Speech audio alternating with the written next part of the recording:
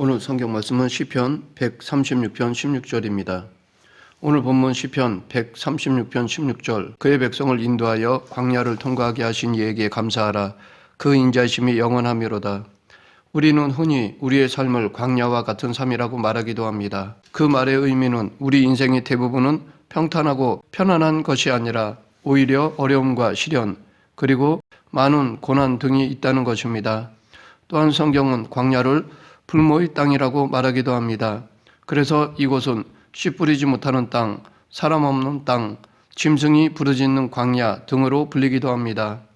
광야는 마실 물이 없고 먹을 음식이 없는 곳입니다. 또한 여러 가지 많은 어려움을 만날 수 있는 곳입니다. 성경 말씀처럼 낮과 밤의 온도 차이가 큰 곳이기도 하고 들짐승의 위협과 도적들의 위험이 있는 곳이기도 합니다.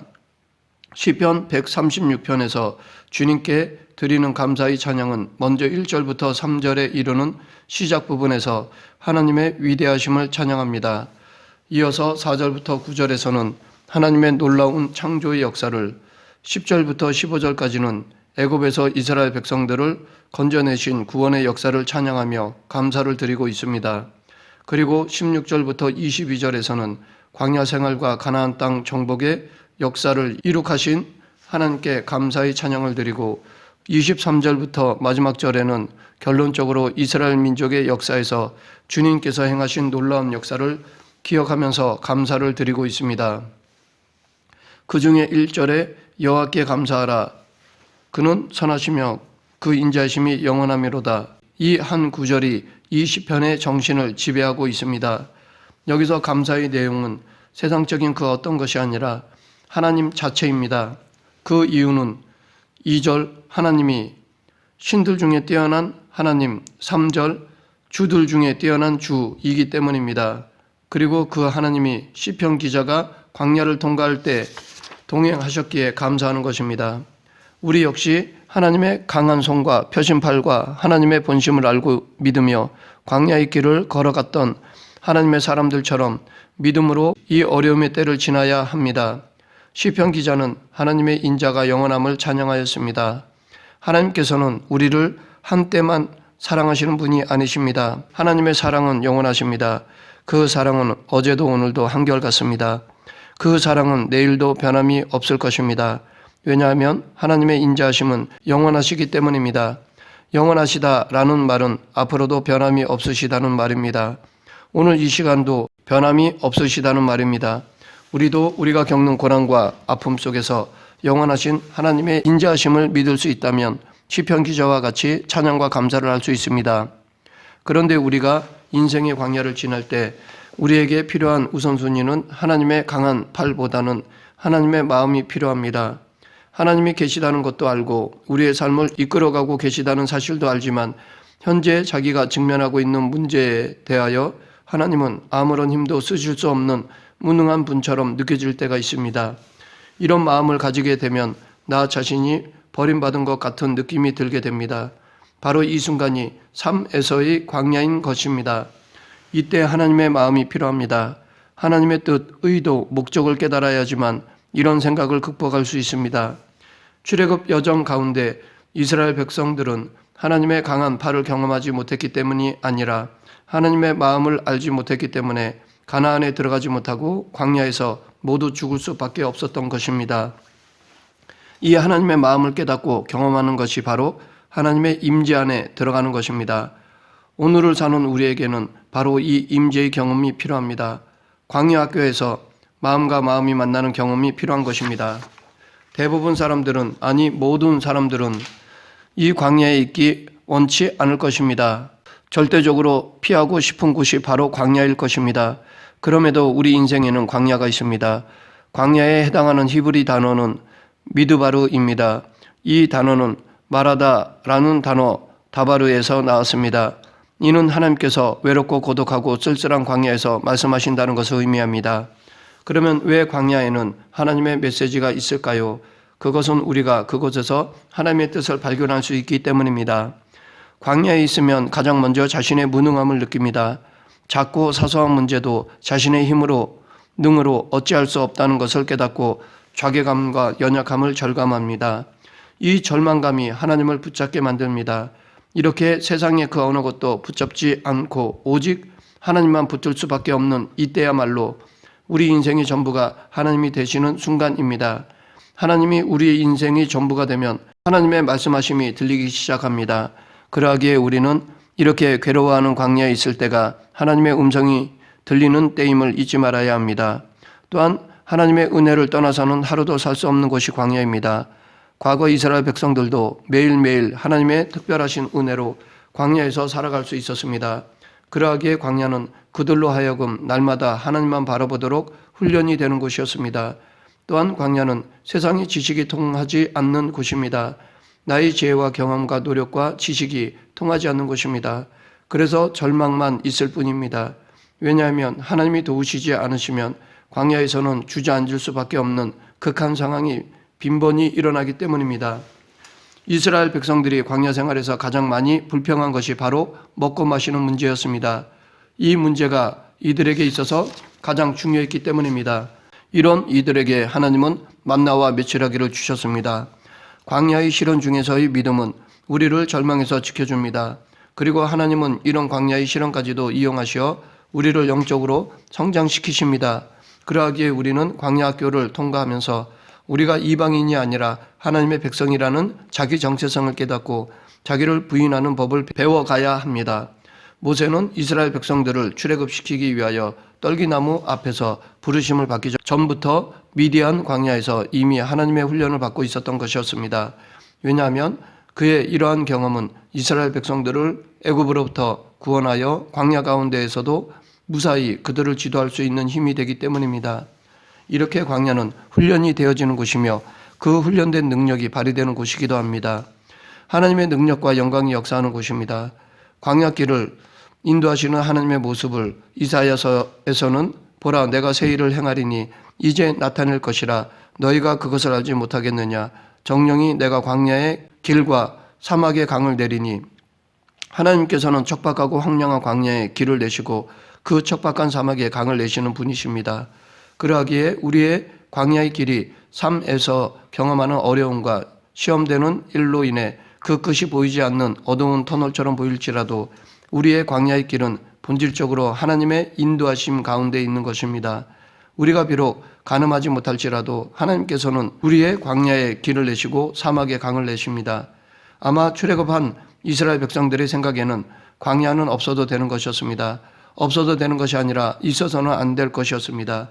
그래서 그들은 힘들고 어려운 광야를 직면하게 되자 당황하고 속이 상해 불평하였습니다. 어쩌면 그들에게 있어서 광야는 애굽에서 노예로 있을 때보다 더 힘들고 고통스러웠는지도 모릅니다. 어떤 문제 앞에서 다시 애굽으로 돌아가자고 불평하는 모습을 보면 불완전한 광야보다는 비록 힘들고 피곤해도 나름대로 안정적인 애굽의 노예 생활이 더 나았던 것 같습니다. 우리도 광야의 학교에 있게 되면 불평불만하고 옛날을 더 동경할 수 있을 것입니다. 그럼에도 우리는 옛생활로 다시 돌아가서는 안 됩니다. 출애굽한 이스라엘 백성들에게 광야를 지나 젖과 꿀이 흐르는 가나안이 주어졌듯이 우리도 인생의 광야를 통해 하나님이 예비해 두신 은혜를 누릴 수 있기 때문입니다. 과거 이스라엘 백성들의 광야 생활의 목적 중에 하나가 앞으로 들어갈 가나안 땅에서 하나님의 백성으로 살아가도록 하기 위한 훈련과 누리게 될 복을 감당할 수 있는 능력의 테스트였습니다. 이처럼 우리도 인생의 광야를 통해 우리의 믿음을 더욱 성장시키고 앞으로 누릴 복을 온전히 누리게 하기 위함입니다. 이 사실을 늘 기억해야 할 것입니다. 그런데 이스라엘의 역사에서 광야와 가나안은 구분되지만 실제적인 삶에서는 광야와 가나안이 언제나 겹쳐 있습니다. 출애굽했다는 차원에서는 광야도 가나안이지만 가나안에 들어가서도 광야의 훈련은 계속 있었습니다. 왜냐하면 이스라엘 백성들이 광야의 하나님을 잊어버렸기 때문입니다. 하지만 장소적 광야이건 의미적 광야이건 이 모든 광야는 하나님을 만나는 장소가 됩니다. 이스라엘 백성들을 출애굽시킨 모세가 소명을 받은 곳도 광야였고 세례 요한 역시 광야에 있을 때 그에게 하나님의 말씀이 임하였습니다. 이렇듯 광야는 하나님을 만나는 장소이고 하나님을 경험할 수 있는 곳입니다. 그러하기에 우리가 정작 두려워해야 할 것은 광야로 인한 고난이나 어려운 문제가 아니라 고난 중에 함께 하시며 우리보다 더 지혜로우신 하나님을 잊어버리는 영적 무지입니다. 시련의 연속인 광야이지만 하나님은 우리와 늘 동행하십니다. 하나님이 함께 하시면 두려울 것이 없습니다. 왜냐하면 전능하신 하나님이 우리와 늘 함께 하시며 인도하고 계시기 때문입니다. 광야와 같은 인생길을 가는 동안 하나님은 당신의 불꽃 같은 눈동자로 우리를 친히 돌보시고 우리의 갈 길을 인도해 주십니다. 그러하기에 우리가 이 광야의 인생을 은혜 중에 걷기 위하여 반드시 알아야 할 것은 하나님께서 내게 주신 나의 광야가 어디인가를 분명히 알아야 합니다.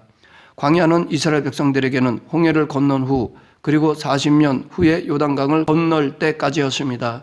그것은 시나이 반도와 모압 평야를 포함한 지역이었습니다. 그런데 오늘날 우리에게 걷게 하신 광야는 어디일까요? 그것은 교회마다, 가정마다, 개인마다 다르게 주어집니다. 그것을 빨리 알수록 우리에게 좋습니다. 그래야 거기서 어리석게 불평하고 원망하지 않고 광야를 걷는 바른 태도를 취할 수 있기 때문입니다. 나의 광야가 어디인가를 알 수 있는 방법 중에 하나는 항상 내가 힘들어하고 고통을 겪고 있는 문제로 알 수 있습니다. 거기가 우리의 광야입니다. 그것이 누구에게는 건강 문제, 인간관계 문제, 직장생활 문제 혹은 해결하지 못한 문제일 수도 있습니다. 우리가 고통 없이는 감당할 수 없고 견뎌낼 수 없는 모든 삶의 상황들, 그곳이 바로 우리의 광야라 할 수 있습니다. 우리는 나에게 주신 광야가 어디인지를 잘 깨닫고 그것이 무엇이든 겸손하게 하나님께 순종하면서 감당해야 합니다. 광야는 우리의 육신의 눈으로 보면 누군가의 부주의로 혹은 악한 뜻으로 혹은 우리 자신의 죄악과 어리석음 때문에 온 것처럼 보이기도 합니다. 그러나 이 세상에는 하나님의 다스림에서 벗어난 것은 없습니다. 하나님 몰래 일어나는 것은 없습니다. 이 모두 하나님의 허용 아래 일어나는 것입니다. 그러하기에 광야와 같은 고난과 어려움에 처했다면 그것마저도 하나님의 섭리 아래서 이루어진 것임을 잊지 말아야 합니다. 그리고 아무리 이 광야 생활이 우리에게 많은 인내를 필요로 하고 때로는 우리 자신의 살 소망까지 끊어놓을 만큼 우리를 비참하게 만들어버린다 해도 하나님이 주신 광야는 피해갈 수 없습니다. 우리는 이 고통스러운 광야를 벗어나서가 아니라 그 광야의 길을 정면으로 통과하면서 그 속에서 살아계신 하나님을 만나는 것입니다. 때로 내게 주신 광야가 다른 사람들이 겪는 광야보다 더 메마르고 더 춥고 고통스러워 보일 수 있습니다.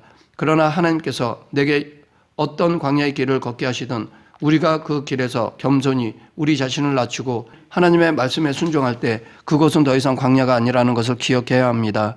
역설적으로 우리에게 광야의 세월이 있다는 것은 이제 하나님은 정말 우리에게 관심을 가지시고 인도하시고 계심을 의미하는 것입니다. 우리 마음대로 살던 우리를 이제 진정한 하나님의 나라에 합당한 사람으로 세우시고 영생의 기쁨을 함께 소유하기를 원하시는 것입니다. 광야는 하나님의 사람으로 훈련되어지는 곳이고 고통과 고난의 현장입니다. 이곳에는 치열한 싸움이 있고 생사가 달려있는 곳입니다. 광야 없이 하나님께 복받고 인생이 만사가 형통하기만 하면 좋겠지만 실상은 그렇지 않습니다. 만약 그렇게만 된다면 오히려 하나님께 받은 복을 감사하며 겸손히 주님을 쫓기보다는 처음엔 감사하지만 대부분은 곧 그 복에 익숙하고 나태해져서 하나님을 의지하지 않게 되어 피상적인 그리스도인이 되기 쉽습니다. 광야를 통해 혹독하게 훈련을 받아야만 어떠한 상황에 처하더라도 즉 부해지든지 가난해지든지 간에 하나님을 일관되게 믿고 의지할 수 있는 삶으로 만들어지는 것입니다. 광야 학교에서의 가장 큰 비극은 고통스러운 환경이 아니라 그 안에 계신 하나님을 보지 못하는 데 있습니다. 광야에서 혼자 외로울 때 바로 그 순간이 하나님을 만날 수 있는 좋은 기회입니다. 광야는 다른 곳에서는 들리지 않던 하나님의 음성을 들을 수 있는 곳입니다. 광야는 아무 도움이 없는 곳처럼 보이지만 하나님이 보호하시고 세우시는 것을 경험하는 곳입니다. 광야에서 비로소 우리는 우리의 길을 인도하시는 분이 하나님임을 깨닫게 됩니다. 이 광야 학교에서 하나님의 보호하심과 공급하심을 체험하며 하나님을 온전히 신뢰하는 법을 배울 수 있습니다. 성경에 나오는 믿음의 사람들은 인생에서 만나는 환난과 풍파 속에서도 낙심하거나 수무려 하지 않고 믿음을 가지고 앞으로 전진하였습니다. 오히려 그 환난과 풍파 속에서 연단과 훈련을 통해 큰 능력을 얻고 하나님께 쓰임을 받는 위대한 삶을 살았습니다. 그들은 정작 하나님이 주신 광야 학교에서 겸손과 순종을 배웠기에 광야를 넉넉히 감당한 것입니다. 광야 학교는 하나님을 만나는 곳이고 하나님의 보호하심을 체험하는 곳이며 더 강하고 담대하게 훈련되어지기 위해 예비된 것입니다. 우리는 이 사실을 잊지 말아야 합니다. 말씀을 맺겠습니다. 광야는 하나님을 만나는 곳입니다. 어쩌면 우리가 하나님을 만나는 곳이 아니라 하나님이 우리를 만나주시는 곳이 더 정확한 표현이라 봅니다. 그러하기에 우리가 좋든 싫든 간에 하나님이 광야로 부르시면 우리는 거절하거나 피할 수 없습니다. 하나님이 우리를 광야로 부르시면 우리는 그곳에서 하나님의 마음을 찾고 구해야 합니다. 하나님의 뜻, 의도, 목적을 알아야 합니다. 그럴 때 우리는 더 믿음이 성숙되어 하나님이 기뻐하실 것입니다.